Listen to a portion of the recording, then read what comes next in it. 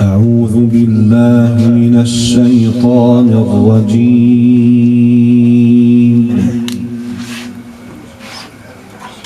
بسم الله الرحمن الرحيم.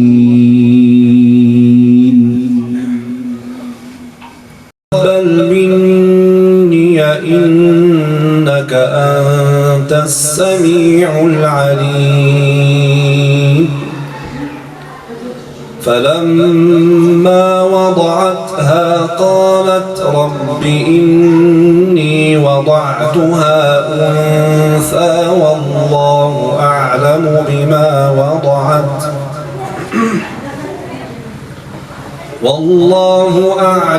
بما وضعت وليس الذكر كالأنثى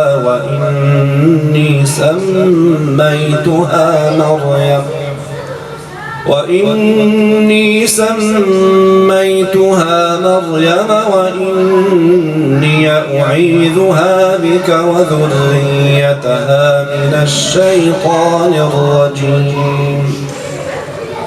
فتقبلها ربها بقبول حسن وأنبتها نباتا حسنا وكفلها زكرياء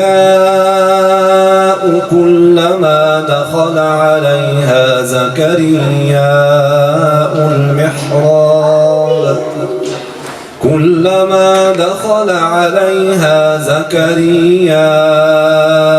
المحراب وجد عندها رزقا. قال يا مريم أنى لك هذا؟ قالت هو من عند الله إن الله يرزق من يشاء بغير حساب. هنالك دعا زكرياء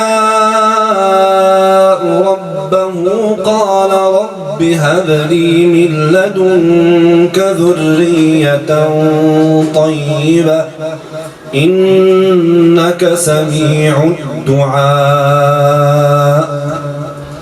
فنادته الملائكة وهو قائم يصلي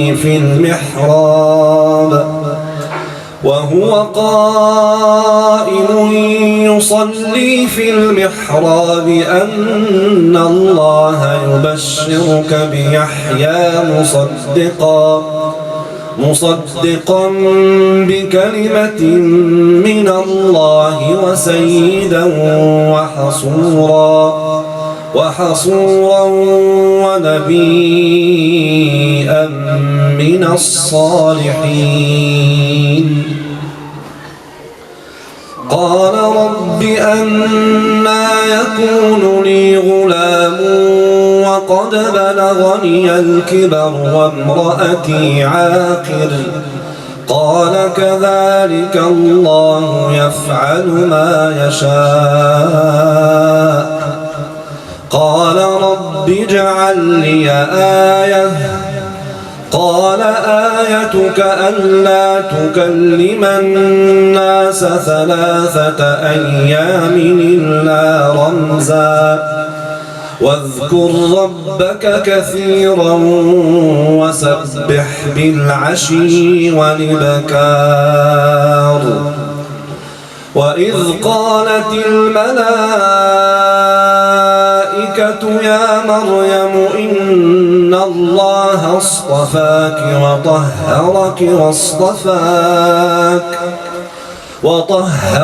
واصطفاك على نساء العالمين. يا مريم اقنتي لربك واسجدي واركعي مع الراكعين. ذلك من أنباء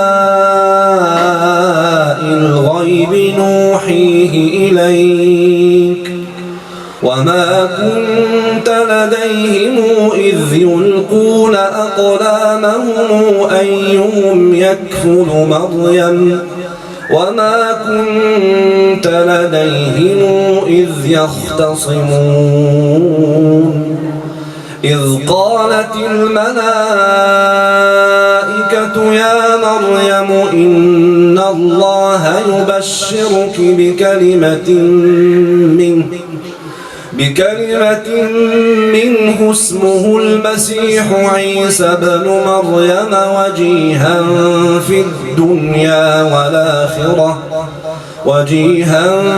في الدنيا والآخرة ومن المقربين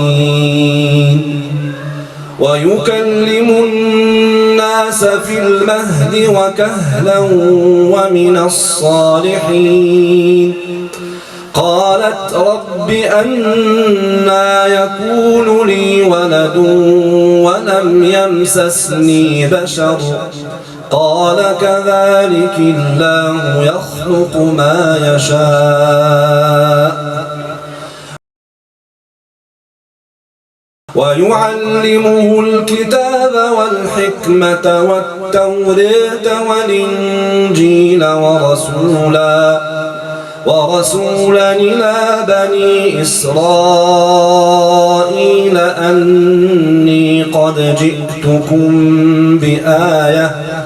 أني قد جئتكم بآية من ربكم إني أخلق لكم من الطين كهيئة الطير